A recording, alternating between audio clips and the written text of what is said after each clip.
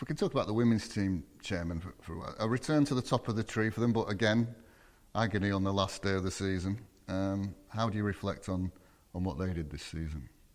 Losing the league on goal difference on the last day of the season, it is a very painful thing, because to get to that point where you effectively had the most points in the league, but tied with another team, and to lose on goal difference the championship is truly a cruel, brutal way to lose. Now, again, the flip side of it shows you we have a wonderful team that went all the way and was just maybe an inch away from winning the league.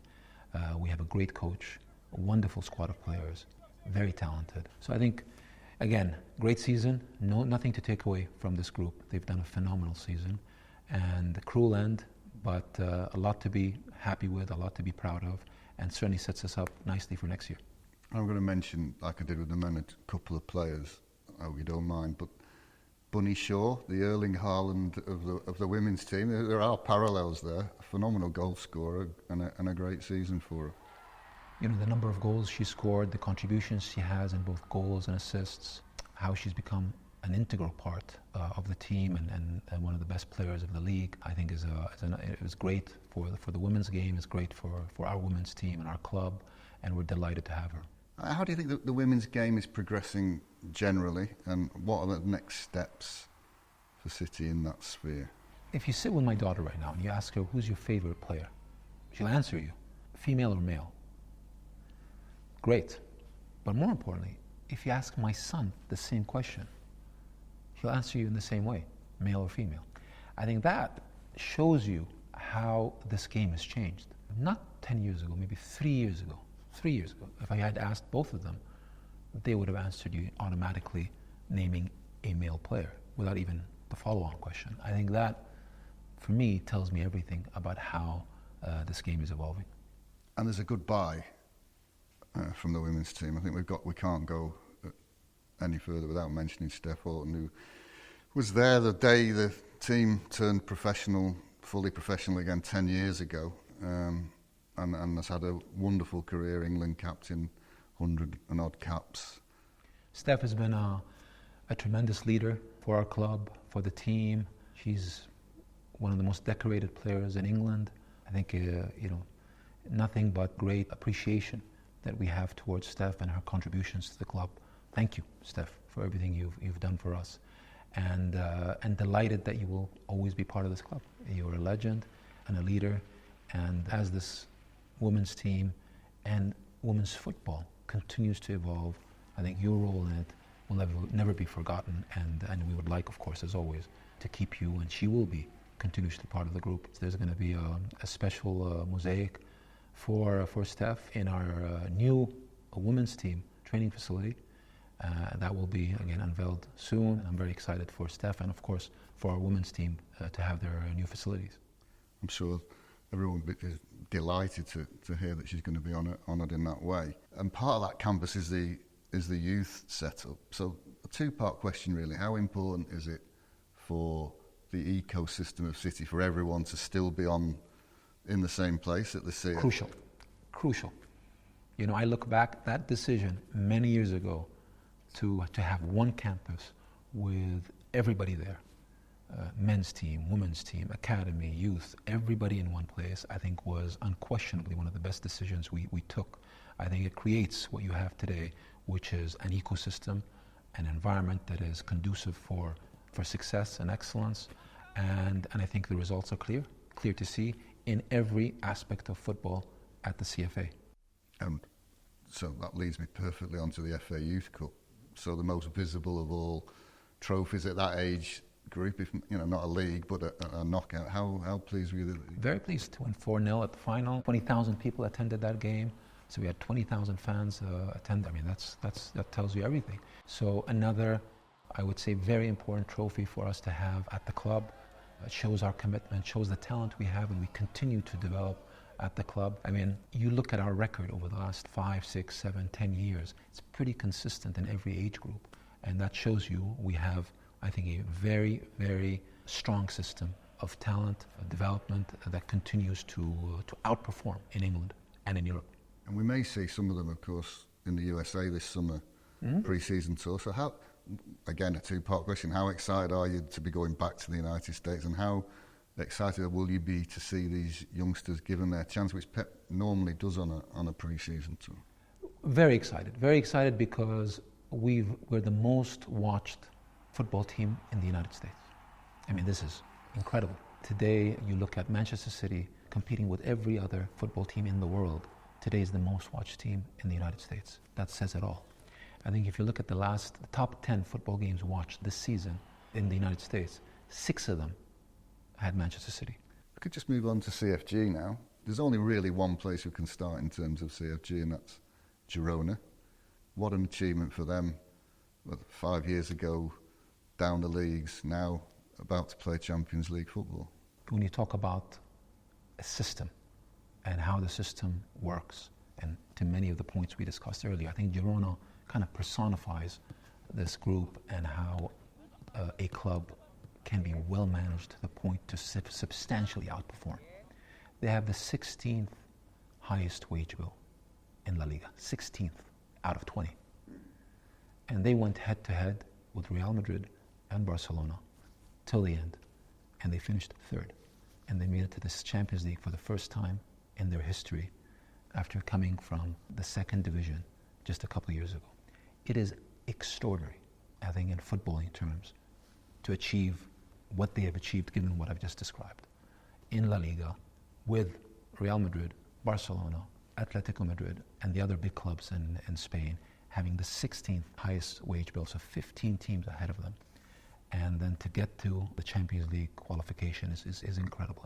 In Girona, you've seen it to perfection with Michel as the coach, Kike as the football director, great, a management team there, great board, and then the players. I mean, really, everybody there outperformed every single person in that group. You don't get to that result without outperforming as a group. And it's something I think that is remarkable for Girona, the city, the people of Girona, and the fan base of that club. If we can just go to New York, you've got a stadium being built there.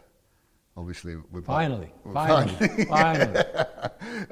Yeah, we've talked about it a lot over the years. When's it coming? Well, it's here now. How is it progressing? How exciting is that for New York? How exciting is it for the United States soccer? Listen, I've always been very, very committed to U.S. football, U.S. soccer.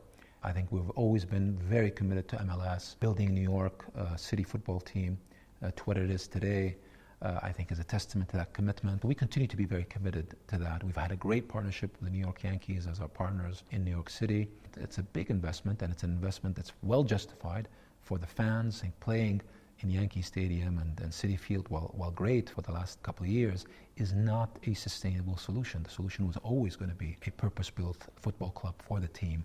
New York is going to have its football stadium, and it's going to be fantastic. And I want to talk to you about multi-club ownership just a little bit later. But first of all, can we just look at some of the other achievements? Melbourne women won a third title. Their men made the playoffs. Mumbai won the Indian Super League playoffs for the second time in 3 years. I mean, there's so many of them, I had to write them all down. Montevideo made the Uruguayan Cup final. Yokohama made the Asian Champions League final. And Shenzhen lifted the China League One. I mean, that's quite a list of success, isn't it? The model works. We have a great system. We have a great management team. We have great clubs as part of the group. And I think from our perspective, City Football Group is no longer a test of viability.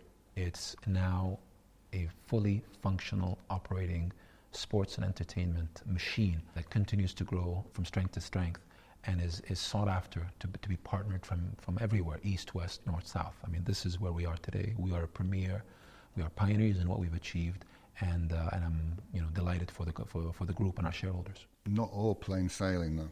I mean, of course. Lommel and Palermo didn't win promotion, and Troyes in France, you had to deal with some backlash from the fans. Yes, of course. I mean, listen, when you have a big group like ours, to be able to be successful in every single one of the teams every season is virtually impossible. You're going to have challenges here and there every year, and it's not about the challenge, it's about how you respond to the challenge. Of course, we will look back at Troyes and there's many lessons learned in this. We have a lot to think about today, but what we do know, is we're going to fix it. We're going to fix it. We know how to fix it. We know how to put the right resources behind it. Troyes will come back, and I have no doubt about that. Lommel the same, and Palermo both, ended the seasons close to being promoted, but weren't able to cross that line. Disappointed for sure for the clubs and their fans, but we know what to do. I think what I say is to those fans is we know what to do. You've seen us do it all over the world. We will figure it out. We will focus because we don't like to lose and we don't like to fail. Just move on finally to business. Since we last chatted, there's been a bumper financial period for City. Reported record revenues, I think, and I've written it down again, 712 million, 80 million pounds in profit, double the previous year. How pleased are you with that, and how sustainable is that growth? I'm very pleased. I'm very pleased with the results. These results are very sustainable because we have now a very clear foundation that's been built over many years. We have a financial and economic machine.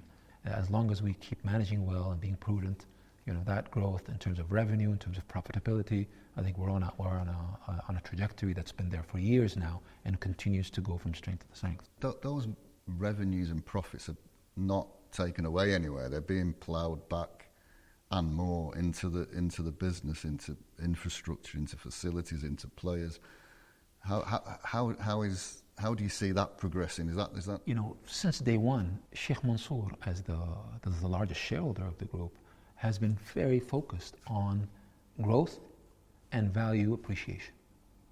And in doing so, every pound of profit has stayed within the group to support growth and development. The result of it is we always are investing. We're always investing. We're investing in infrastructure. We're investing in the development of these clubs. We're buying new teams. We continue to grow and grow. And in Manchester in particular, CFG are a significant shareholder in Co-op Live. What was the thinking behind getting involved in that part of business? It's part of that strategy of investing in Manchester. From continuing to invest in that entire ecosystem around the Etihad, from the CFA to obviously Man Life, Manchester Life, to now the Co-op, the expansion of the Etihad Stadium, that entire entertainment district that we're developing. We continue to reinvest. And what that does, we're creating value for the group. We're creating jobs for the community. We're creating profit because these are all very successful initiatives and investments. The Co-op is, I think, a superb opportunity in which we saw a very clear demand for live entertainment in Manchester and in England. We found a great partner. We invested in building, arguably, but in my opinion, the best arena in all of Europe. State-of-the-art infrastructure. It's going to transform, there's no doubt in my mind, life in Manchester by providing an arena with constant entertainment at the highest quality of excellence in terms of delivery for our customers, our clients, our visitors to the arena. It is undoubtedly, whoever's not been there, I can tell you, you go there, it's an absolute game changer in terms of the technology used, in terms of the sound systems that are there, in terms of the entertainment, the facilities within the arena, an absolute game changer for Manchester and for the entire region, and frankly for England and Europe. And of course, whilst you continue to invest for the fans, the cost of attending games for fans continues to rise. Is this something under discussion at the highest level at City? I'm glad you asked that, Chris, because this is a very delicate issue for sure. I appreciate the feelings of our fans when it comes to a very important aspect, which is the price of a ticket. And this is, I want to try to explain this, a very difficult balance that we have to, there's always that tension between investing and growing and meeting more demand and being sustainable and financially viable, and at the same time taking care of our core fan base and making sure they have affordable tickets and they'll continue to enjoy their football in the way they've always had. And we need to find ways to generate capital and revenue.